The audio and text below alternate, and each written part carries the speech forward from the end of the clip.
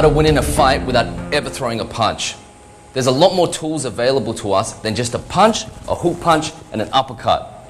I'm going to show you how. First of all, let's look at the punch itself, okay? This is what I like to call a hard tool. The reason it's a hard tool is because of the knuckles and the bone structure inside. Okay, now if I was to hit the wall, okay, like this, if I hit it hard, okay, that's already starting to hurt. That's already starting to hurt, okay? I'm not going to go much harder than that, okay? That's really starting to not feel good. I have a friend who works in the ER, and he told me that 80% of the time, in the case of a street fight, the person who needs the operation the most is the person who threw the punch, okay? Because most of the time when you're fighting, you're hitting someone in the tooth or you hit someone the wrong way in the jaw, you're going to break this bone here. And he said the most time there's a tooth embedded in here, there's a bone broken in here, and we're talking about 6 months of recovery for something like that. Another solution would be to use this, which I call the hammer fist, okay? So we use this soft tissue part. Now watch the wall. If I hit this, I can hit that as hard as I want. All I feel is minor discomfort, okay? It's not even that bad at all. But the main thing is I'm not damaging myself. So I can reuse this tool and there's no problem and I don't have to go to the hospital later.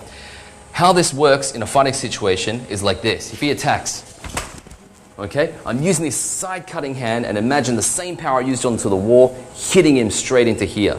Another tool we have available, if he strikes again, is the palm strike, okay? So these are all long range weapons, okay? So my hammer fists are long range weapons. If I want short range, I can bring him in for elbows, elbows, okay? If I want even closer than that, I can bring him in and I can use shoulder to hit. I can use head to hit, okay? So there's a lot more things. We're not even talking about legs yet. We're just talking only about the hands, okay?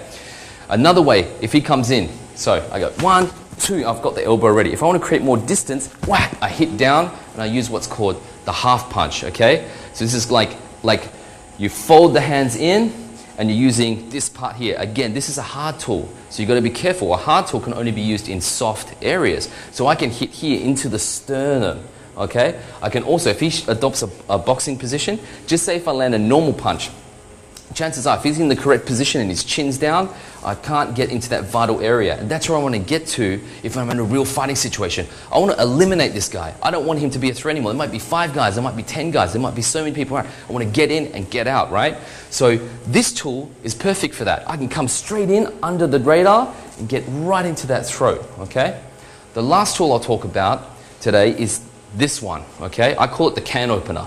It's basically 1 knuckle in, okay? And you've got to train this for a while. But if you get it right, if he punches in, 1, okay, from here, I can go straight into the kidneys, okay? From here, if he grabs my arm, make sure he, 1, 2, and I've got the phoenix eye straight into his temple. Again, I can go into the eye. There's so many different variations of these fists. I'm not telling you to never punch again. I'm saying, if you've trained that way and you're used to it and it works for you, great. I'm just giving you more choices, more options, and more tools in your arsenal that you can use at your disposal whenever you want.